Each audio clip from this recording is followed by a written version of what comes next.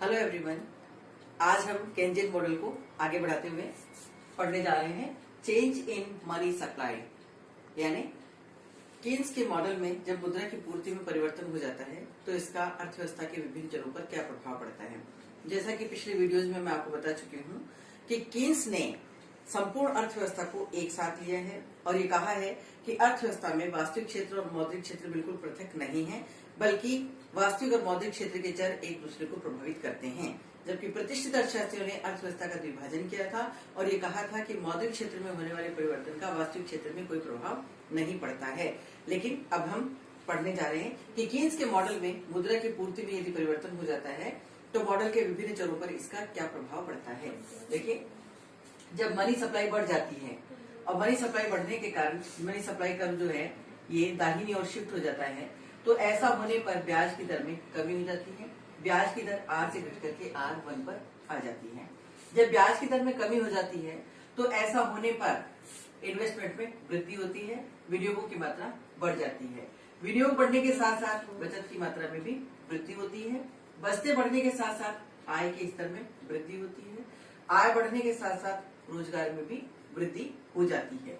जब रोजगार बढ़ता है, वास्तविक मजदूरी की दरों में यहाँ कमी हो जाती है और वो घट जाती है और सामान्य कीमत स्तर बढ़ जाता है। सामान्य कीमत स्तर में बढ़ोतरी हो जाती है।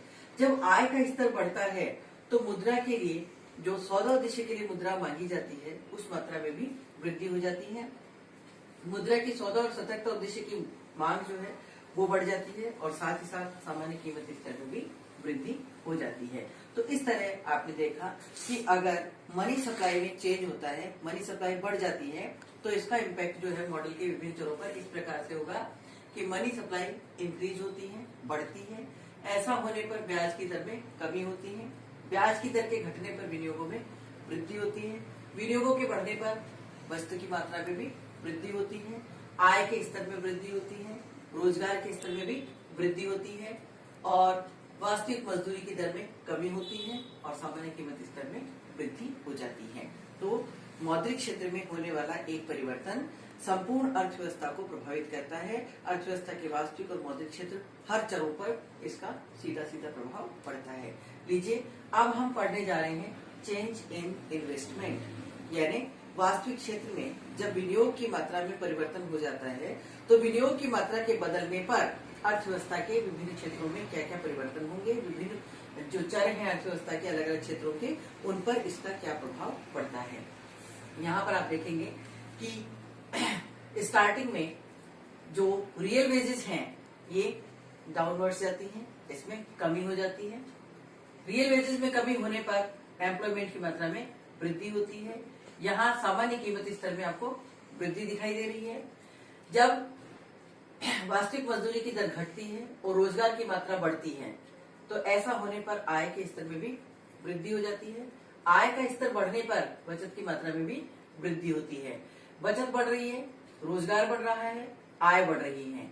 अब विनियोग की मात्रा जो है ये बढ़ रही है। यहाँ बढ़ने के फलस्वरूप यहाँ पर ब्याज की दर में वृद्धि हो रही है। विनियोग बढ़ रहे हैं, बचत बढ़ रही है, आय बढ़ रही है। आय बढ़ने के साथ साथ सौदा और सतर्कता उद्देश्य के लिए मुद्रा की मांग में भी वृद्धि हो रही है।